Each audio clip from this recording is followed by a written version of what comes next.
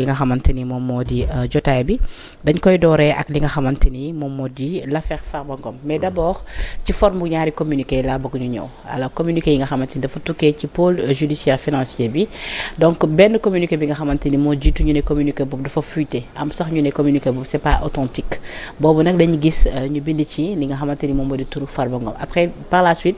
ñu gis beneen communiqué bi nga xamante ni moom dañ ci xamal ni dañu ubbi ab information judiciaire ngir leeral li nga xamante ni moom moo di coowal 125 milliards yi mais d'abord ci forme bi noo gisee ñaari communiqué yooyu. Bon, je crois que par rapport à ces deux communiqués xam nga le parquet moom am na tendance à chaque fois qu'il y a un dossier brûlant qui interpelle la société mu def une communication bind wala parfois ñu def point de presse wala conférence de presse mais sur la forme je crois que y a pas d'appréciation particulière à faire. Peut-être am na deux communiqués yu génn. bu njëkk bi d'aucuns pensent que c'est un communiqué qui n'est pas authentique. Deuxième bi en tout cas. moom moo ñëw pour corriger en tout cas les imperfections de la première. kan moo fuité le premier communiqué qui avait intérêt à ce que mu fuité. loolu je crois que moi je n'ai pas les éléments d'information pour am lu ma ci wax. Maintenant au-delà de ces deux communiqués par rapport au contenu de ces deux communiqués constaté nañ ne le procureur de la République a décelé par le canal en tout cas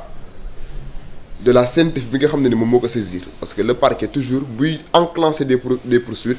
da koy enclencher sur la base d'une plainte ou d'une dénonciation c'est l'article 32 du code de procédure pénale mooy wax ne le procureur de la République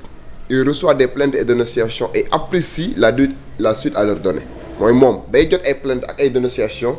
mu apprécier ban suite lay jox plainte yooyu ak dénonciation yooyu donc en la matière li saisir le parquet national financier ce n'est pas une plainte c'est une dénonciation on peut le dire ainsi de la CENTIF bi nga xamante ne ni benn pàcc la au sein du ministère des finances donc bi nga xamante ne par exemple CENTIF jox na ko loolu noonu le parquet a cru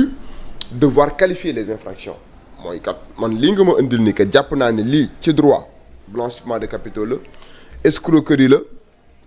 complicité d'escroquerie la association de malfaiteurs la donc au vu des éléments yi nga xam ne nekk na à sa disposition si le parquet bi di sukkandiku ci éléments yooyu pour jox éléments yooyu noonu benn contenu benn qualification juridique léegi nag la qualification juridique provisoirement retenue par le parquet nekkul la dernière qualification parce que parquet bi moom day jàpp rek à travers les éléments qui sont à sa disposition que kat fee yi kat bu amee yoon nee na blanchiment de capitaux la donc damay retenir infraction blanchiment de capitaux fee yi kat association de malfaiteurs damay retenir association de malfaiteurs en attendant léegi 125 milliards yooyu nga xamante ne ni moom mooy le montant exorbitant bi nga xamante ne ni rapport CENTIF bi génnee na ko et que le procureur de la République décide de déclencher des poursuites dans ce sens-là dafa am kenn kuñ ci tudd koo xamante ne ni il n'est pas un citoyen lambda. Pourquoi je dis qu'il n'est pas un citoyen lambda mooy dafa am benn mandat électif bu ko conférer benn immunité muy le sieur Farba Ngom oui bi nga xamante ne tey jii nii am na benn mandat électif bu ko conférer une immunité boo koy poursuivre il va falloir impérativement respecter la consécration constitutionnelle qui organise la procédure de levée de son immunité parlementaire mooy tey mënoo ko poursuivre wala nga arrêter ko wala nga juger ko sans pour autant Assemblée nationale jox autorisation. L'utilisation de l'Assemblée nationale en la matière c'est le fait de procéder à la levée de son immunité parlementaire. moo tax sax ma liiral la ko li nga xamante ni moom la Amadou Ba honorable député de Pastef wax mu ne la plénière ne va pas statuer sur la levée de l'immunité parlementaire de Farba Ngom mais juste voter la ratification des membres de la commission ad hoc après nag bu ñu paree ñu doog a ñëw ci li nga xamante ni moom moo di levée de son immunité parlementaire. mu ne pas de fast track pour exécuter une quelconque commande politique. voilà parce que li ñu doon constaté dans le temps dans la procédure de levée d'immunité parlementaire nañ ko defee Ousmane Sonko ak Khalifa Sall il y avait une certaine célérité la célérité avec laquelle l'immunité parlementaire de Ousmane Sonko avait été levée en ces temps-là était véritablement perplexe et avait laissé les juristes un peu perplexes interloqués parce que dafa amoon benn rapidité bu ci amoon mais ñoom ils ont décidé en tout cas de respecter la procédure scrupuleusement et démarrage procédure yi mooy woot ndaje bi nga xam ne ni conférence des présidents dinañ ko daje bu ñu jugee foofu noonu ñu créer benn commission ad hoc parce que article 34 du règlement intérieur de l'Assemblée nationale moom moo prévoir les modalités d'organisation de cette commission ad hoc bi nga xamante ne ni 11 membres lay am et bu fekkente ne par exemple mettre nañ en œuvre commission bi dinañ woo ki nga xam ne moom mooy la personne intéressée muy Farba Ngom ñu interroger ko auditionner ko dans la commission et bu ñu koy auditionner il a la possibilité de choisir un député boo xam ne moom mooy assurer sa défense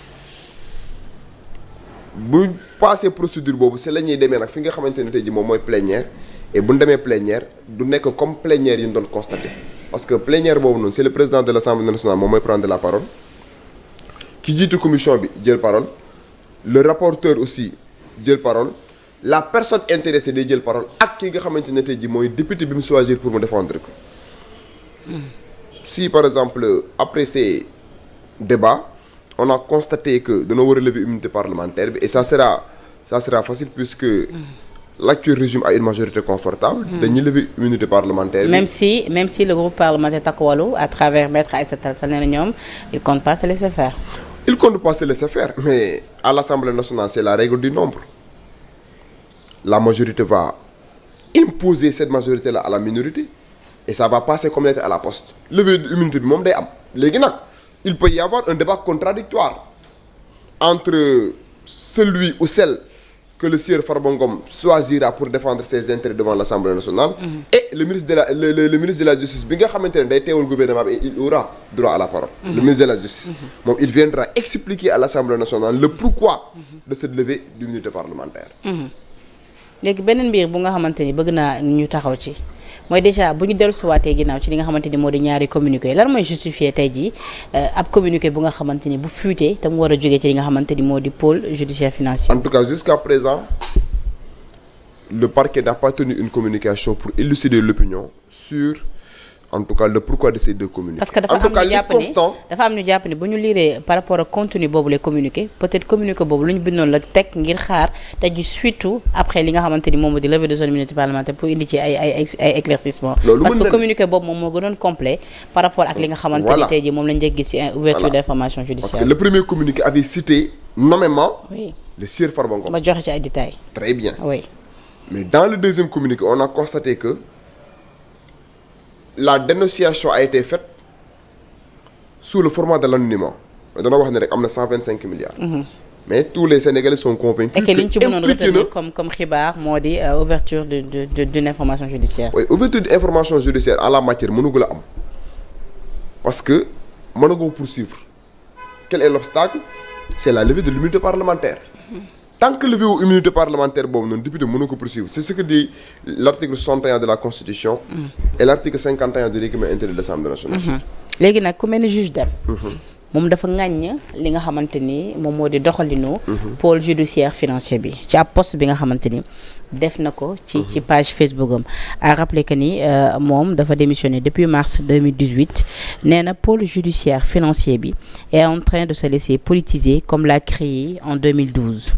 mu ne l'histoire est en train de bégayer il y a une dizaine d'années après la deuxième alternance de 2012 une juridiction très utile contre la corruption et l'enrichissement illicite a été pervertie par son instrumentalisation par l'exécutif. Actuellement le pôle judiciaire financier qui a corrigé certaines imperfections nee na mu ngi nekk di topp li nga xamante ni moom moo di boobu lay yoon et que lu ni mel moom loolu lay ŋàññ mu ne également pôle judiciaire bi tey jii dañoo war a en tout cas ci ni nga ko waxee daal xoolaat li nga xamante ne en tout cas moom moo di seen doxin. xam nga man si j'ai lu le post Facebook. Et au-delà du fait que j'ai lu le post Facebook scrupuleusement même. Vraiment je sais pas si le juge Dème il cherche à exister sur le plan politique. pour nit ñi bañ ko fàtte. Mais cette publication est d'une superficialité déconcertante. maanaam booy def ay critiques surtout un scientifique. un magistrat la c'est un juriste. Il faut avoir cette finesse d'esprit nga dut baaraam ne kat damay ŋàññ le fonctionnement du pôle judiciaire financier parce que am na tel